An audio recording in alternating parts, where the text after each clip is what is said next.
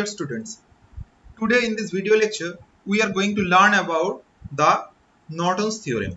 Okay, so you already know about the Thevenin's theorem. Now this Norton's theorem will also help you to simplify a complex network for the calculation of load current as well as the voltage across the load. So we will directly go on to the statement of the theorem. What is Norton's theorem? Norton's theorem states that any linear two-terminal active network N consisting of independent and or dependent voltage and current sources and resistors can be replaced at a pair of terminal AB by a simple equivalent network consisting of an independent current source IN in parallel with a resistor RN. So you can see this is your linear two-terminal active network N, which may be a complex network having several resistors connected in series and parallel along with different types of sources. Now with the help of Norton's theorem, this complex network to the left side of the load connected at terminal AB can be simply replaced by a network consisting of a current source IN and resistor RN in parallel. So with the help of Norton's theorem, again we can simplify a complex network so that we can easily find out the load current or the voltage across the load. Okay. So now we have to study how we can find this Norton equivalent current IN as well as the Norton equivalent resistance RN. So steps in finding IN and RN. So as you can see, this is our initial circuit consisting of load and a linear two-terminal active network. Means the network is having certain kind of sources. So see, the first step is again the same as that of the Thevenin's theorem, where we have to find out the Norton equivalent circuit at that terminals. First we have to remove the load. Okay, so we have removed the load. This is our first job. Second, what we have to do, we have to find out the Norton equivalent current, that is IN. And for that, what we have to do? We have to sort these two terminals AB. Okay, we have to sort these two terminal AB.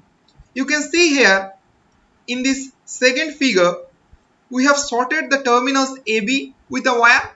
Now with this, whatever be the current flowing through this sorted path, that current is termed as the Norton equivalent current or short circuit current. Okay, so it is denoted by either IN or ISC.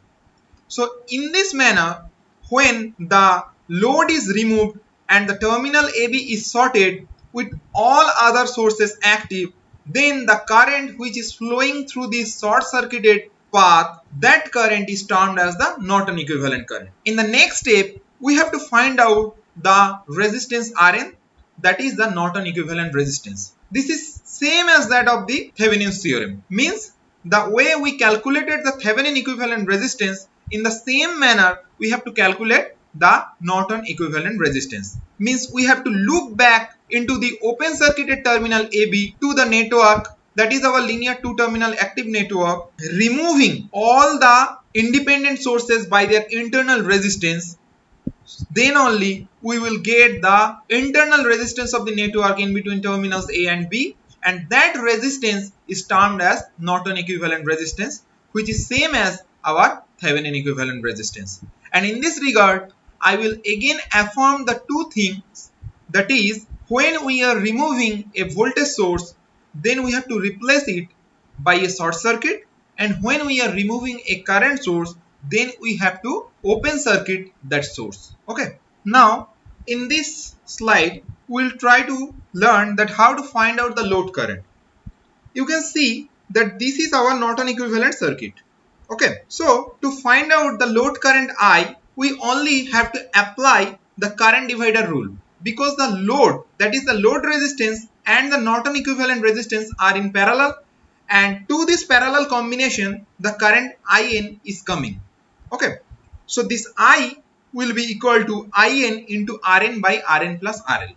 So you can see that with the application of this Norton's theorem, you can easily find out the load current by simplifying the complex two-terminal active network at terminal AB. Okay, now there will be a brief comparison between the Thevenin equivalent network and the Norton equivalent network. In the left hand side you can see this is the Thevenin equivalent circuit, and in the right hand side you can see the Norton equivalent circuit. In Thevenin equivalent circuit, what we got? We got a equivalent voltage source in series with a resistance RTH connected in series with the load, while in the Norton equivalent circuit we got Norton equivalent current in parallel with Norton equivalent resistance connected to the load. So it is evident because we know by transformation of sources that voltage source with resistance in series is equivalent to current source with resistance in parallel. So you can see that Norton equivalent circuit is nothing but a dual to the Thevenin equivalent circuit.